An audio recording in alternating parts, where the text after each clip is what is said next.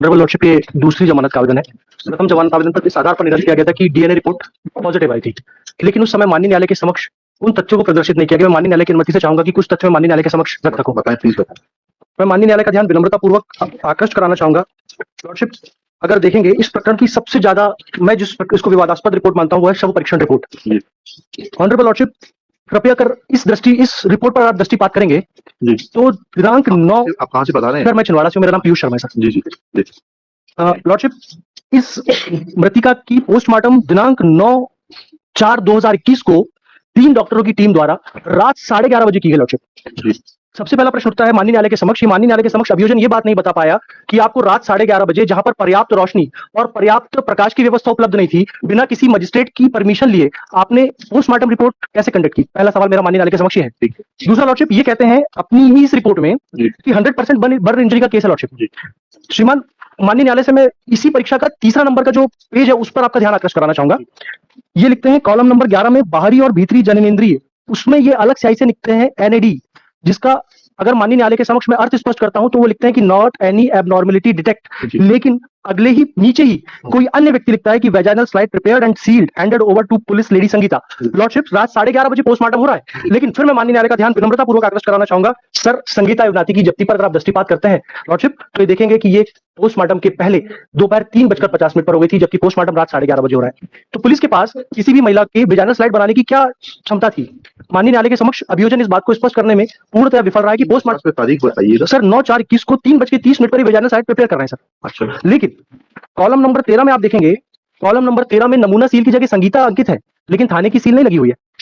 माननीय न्यायालय से मैं विनम्रतापूर्वक आग्रह करना चाहूंगा, मेरा निवेदन है सर, ये चूंकि मेरा पहला अवसर है इसलिए अगर कोई दृष्टिता हो तो क्षमा करें।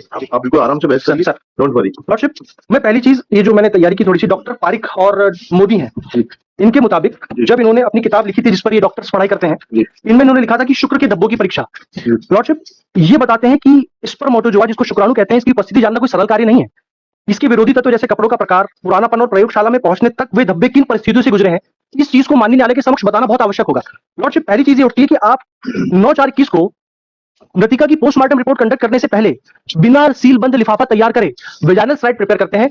इस चीज का मेरी बात से रिलेवेंस इस बात पर है, माननीय न्यायालय से मेरा विनम्रतापूर्वक आग्रह है सर, कि जो महिला 100% जल चुकी हो, आप उसके योनि मार्ग से शुक्राणु कैसे प्राप्त कर पाएंगे, जबकि जो स्पर्म होते हैं वो मतलब दाह के प्रति बहुत ज्यादा सेंसिटिव होते हैं, और जब कोई महिला 100% ही जल चुकी हो तो ऐसी दशा में प्रथम दृष्टया ये भ्रम और प्रथम दृष्टया संदेह उत्पन्न होता है कि जलने के बाद किसी भी महिला की वेजाइनल स्लाइड प्रिपेयर नहीं की जा सकती। ऑनरेबल लॉर्डशिप से मेरा दूसरा बहुत बड़ा निवेदन है सर, अभी मैं एक लेटेस्ट एक जजमेंट था जिसमें शरद बिरथीचंद का हवाला हुआ था, और एक हवाला आया था सर 1984 का 4 सुप्रीम कोर्ट ऑनरेबल माननीय उच्चतम न्यायालय का, पेज नंबर 116 है। इसमें माननीय उच्चतम न्यायालय ने कहा है कि किसी माननीय न्यायालय के समक्ष आप कोई भी प्रकरण पेश करते हैं जिसमें आप परिस्थिति जन्य साक्ष्यों की बात करते हैं, तो माननीय न्यायालय के समक्ष अभियोजन को यह स्पष्ट तौर पर बताना पड़ेगा कि केवल आप कह देने मात्र से कि कोई व्यक्ति अभियुक्त है, कह देने मात्र से कि कोई रिपोर्ट अभियुक्त के खिलाफ है, आप उसको अभियुक्त साबित नहीं कर सकते जब तक कि आपके पास चेन बाय चेन, कड़ी बाय कड़ी और साक्ष्य बाय साक्ष्य माननीय न्यायालय के समक्ष संदेह से परे कोई चीज प्रमाणित नहीं होती है। लॉर्डशिप, ठीक इसी तरह की प्रकृति का मामला था Hemant versus state of Madhya Pradesh, और माननीय उच्चतम न्यायालय ने अभी राहुल वाला केस था। जी सर, ये ये वाली कॉपी सर दीजिए। मैं माननीय न्यायालय से निवेदन करना चाहूंगा कि इस प्रकरण में माननीय उच्चतम न्यायालय ने ये कहा है, और मैं माननीय न्यायालय का इस जजमेंट की ओर ध्यान आकर्षित कराना चाहूंगा सर। पूरे हिंदुस्तान के अंदर इस जजमेंट की बड़ी जोरों से चर्चा है, जिस मामले में माननीय उच्चतम न्यायालय ने, बताइए प्लीज सर, इसमें माननीय उच्चतम न्यायालय ने डीएनए प्रोफाइलिंग को पेज नंबर 138 से डिस्कस करना शुरू किया था, और उसमें हाँ सर, मतलब वो शायद कंडी का क्रमांक 138 से सर, उसमें उन्होंने डीएनए प्रोफाइलिंग पद्धति के बारे में बताया सर। माननीय उच्चतम न्यायालय का ऐसे मामलों के बारे में कहना था कि डीएनए किया जाता है, ये कोई बहुत बड़ी बात नहीं है, लेकिन डीएनए को करने के लिए और माननीय न्यायालय के समक्ष डीएनए की सत्यता को प्रमाणित करने के लिए इसकी आपको सबसे पहले ये बताना पड़ेगा कि जो स्लाइड है, जो नमूना है, उसको विधिवत संरक्षित किया गया, उसको विधिवत लैब तक पहुंचाया गया, क्योंकि डीएनए के ऐसे अणु होते हैं जो शरीर के किसी भी तरल भाग द्वारा गुजरते रहते हैं। इसी तरह डीएनए का पॉजिटिव आ जाना किसी अभियुक्त को दोषी ठहराए जाने के लिए पर्याप्त नहीं होगा जब तक कि ऐसी संपूर्ण परिस्थितियों को माननीय न्यायालय के समक्ष स्पष्ट न कर दिया गया हो। लॉर्डशिप, इस पूरे प्रकरण में जो मैंने माननीय न्यायालय के समक्ष अभी प्रकरण प्रस्तुत किया है, उसमें भी 5 माह के विलंब के बाद ये जो सैंपल था पहुंचाया गया। लॉर्डशिप, इस प्रकरण में ना तो कोई सीलबंद लिफाफा है, और आफ्टर मतलब 4 माह के बाद सर ये इसकी डीएनए सैंपलिंग कराते हैं। ये इसकी रिपोर्ट आती है सर 20/9/2021 को। लॉर्डशिप, 20/9/2021 की आप रिपोर्ट देखेंगे, और 9/4 को महिला का पोस्टमार्टम रात 11:30 बजे हो रहा है साहब। 3 महीने तक ये कहाँ इस स्लाइड को रखे रहे बिना सीलबंद नमूने को? जी थाने में रखा रहा। जी थाने में जब आप रखे रहते हो तो नमूने से छेड़छाड़ करने की आशंका से इनकार नहीं किया जा सकता। और लॉर्डशिप, इस प्रकरण की सबसे बड़ी चीज आती है कि जब ये वेजाइनल स्लाइड और स्वैब बताते हैं, जबकि मैंने माननीय न्यायालय को पूर्व में निवेदन कर बताया था कि इन्होंने केवल सर स्लाइड प्रिपेयर की थी, स्वैब नहीं बनाया था सर। तो सर ये स्वैब इनको कहां से प्राप्त हो गया अतिरिक्त? इसका मतलब ये है कि अभियुक्त को झूठा बचाने के आशय से इन्होंने ये पूरी कथा रची है। लॉर्डशिप, इसके बाद जब ये जांच होती है फिर ये स्लाइड वापस आता है। लॉर्डशिप, ये इसका ब्लड निकालते हैं। ब्लड इन्होंने निकाला, किस अवस्था में निकाला, कितनी मात्रा में निकाला, किस तो उसका तो मेमो होता बनता है सर। लेकिन मेरा माननीय न्यायालय से निवेदन है कि सर आपने तो ब्लड निकाल लिया, लेकिन इसके पहले तक हमको फंसाने की संपूर्ण कार्यवाही अभियोजन के द्वारा सुनिश्चित कर ली गई। आईओ एग्जामिन हो गया आपसे? सर, आईओ से पूछा ये सब चीजें? सर अभी तो मैं माननीय न्यायालय के समक्ष डिले के लिए आया था कि हमारा ट्रायल नहीं हो बेल देने आए, बिल्कुल ठीक है, जी। लेकिन ये सारे सवाल तो आप आईओ से पूछेंगे ना। पाया। मैं माननीय न्यायालय के समक्ष सैंपल प्रॉपर्ली सील नहीं किया गया, जी। डॉक्टर आएगा, डॉक्टर से पूछेंगे, ठीक है ना। और और सर आप उससे पूछेंगे, डॉक्टर से पूछेंगे 100% बर्न केस में जो है ये वेजाइनल स्लाइड बनाई जा सकती है कि नहीं बनाई जा सकती, what will be the impact of the burn injuries on the efficacy of the sperms or the DNA material which has been recovered from the vagina of the victim। तो ये सब बातें तो आप वहां पूछेंगे। मैं माननीय न्यायालय से एक विनम्रता पूर्वक और एक निवेदन करूंगा। आप घटना बताते हैं साहब, अभियोजन घटना बता रहा है, जिस दिनांक की घटना बता रहा है ये बता रहा है। सर मैं माननीय न्यायालय से निवेदन करना चाहूंगा, माननीय न्यायालय ने अपने सुस्थापित सिद्धांतों पर बताया है कि जब आप कहते हैं तो संदेह से परे प्रकरण को माननीय न्यायालय के समक्ष प्रस्तुत कीजिए। लेकिन सर ये प्रथम दृष्टया की बात कर रहा हूँ सर। आप बता रहे हैं कि जो अप्रैल 2021 जिस समय पूरा लॉकडाउन लगा हुआ था, उस दिन आप लॉकडाउन के समय में घर में लड़की को अकेला छोड़कर कहीं जाते हैं। लॉर्डशिप, जब लॉर्डशिप वहां पे सब जगह लॉकडाउन लगा हुआ है, ऐसी दशा में कोई किसी व्यक्ति को अकेला नहीं छोड़ेगा।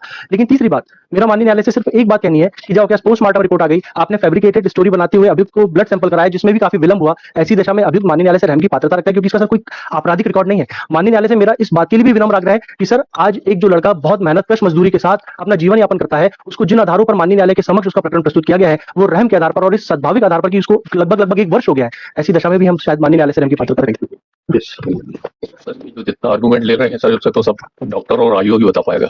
बाकी मेरिट पे तो सर जो दो विटनेस है, प्राची और असिता, इनकी जो सहेली है, इसने पूरा बताया। क्या बताया, पढ़िए।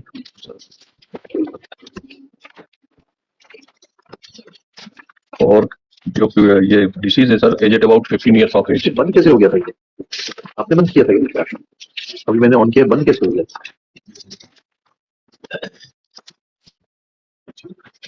मैं माननीय न्यायालय से एक बात और कहना चाहूंगा। माननीय न्यायालय सर ये कहते हैं कि किसी भी जमानत को देखते हुए ग्रेविटी ऑफ ऑफेंस, साक्ष्य को टेम्पर्ड करने की स्थिति, और जैसा भी प्रोसिक्यूशन ने कहा है सर, डॉक्टर और पुलिस तो हमारी जज में नहीं है, और जिनका नाम आप ले रहे हैं सर, उनकी भी साक्ष्य कराए गए हैं घटना के 6 माह बाद। जी, साक्ष्य तो पढ़ रहे हैं जी।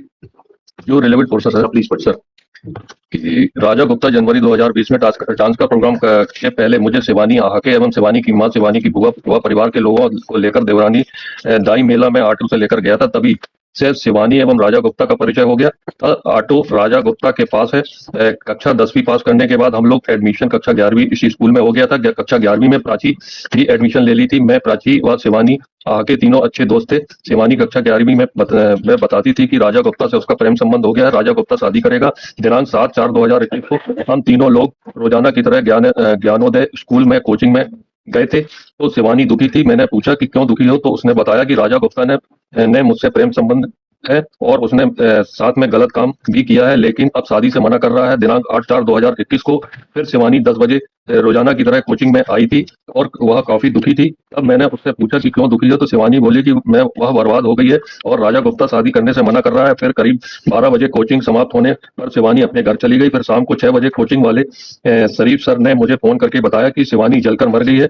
मैंने शिवानी और राजा गुप्ता के प्रेम संबंध की बात पहले भय के कारण किसी को नहीं बताई थी और पहले पुलिस वालों ने भी पूछताछ नहीं किए थे, और जब पुलिस वालों ने मुझसे पूछताछ की है तब मैंने शिवानी और राजा गुप्ता के प्रेम संबंध की बात बताई थी। इसी प्रकार सर प्राची का स्टेटमेंट है। लड़की तो माइनर है ना, 15 साल की।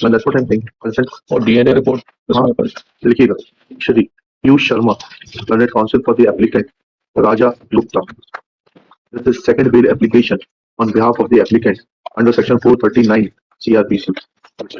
Case crime number 222 of 2021 is registered at police station Ravanwada, district Chhindwara, for offence under section 305, 376 within bracket 3, 376 within bracket 2, another bracket small j, 376 within bracket 2, another bracket small n of the Indian Penal Code, section 5(6) of POCSO Act, section 31W2 and 32V, 325 of Scheduled Caste and Scheduled Tribes Prevention of Atrocities Act.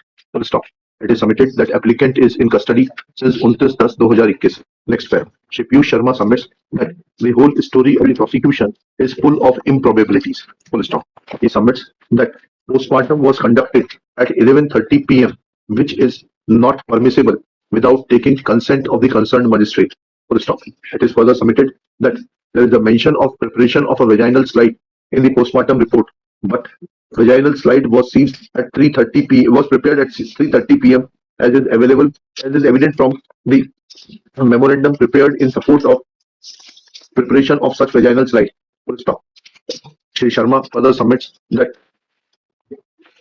the vaginal slide was kept in open for a long period of 5 months in as much as DNA report is dated 20/9/2021. Full stop. He alleges that this sample was lying with the concerned police station and was not forwarded to the concerned laboratory. Full stop. He further submits that when the deceased died of burn injuries which have been certified to be 100% by the concerned doctor, then with the concerned team of doctors which conducted postmortem, then there was no possibility of survival of DNA material in the sperm which has been allegedly matched with the blood sample of the present applicant. Full stop.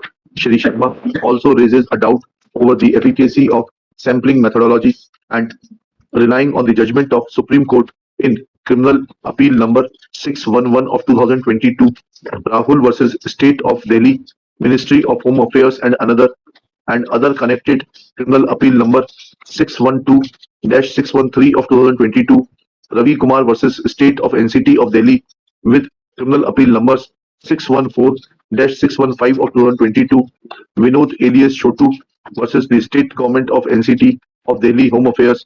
It is submitted that complete sampling methodology has been discussed in para 31 of the said order. Full stop.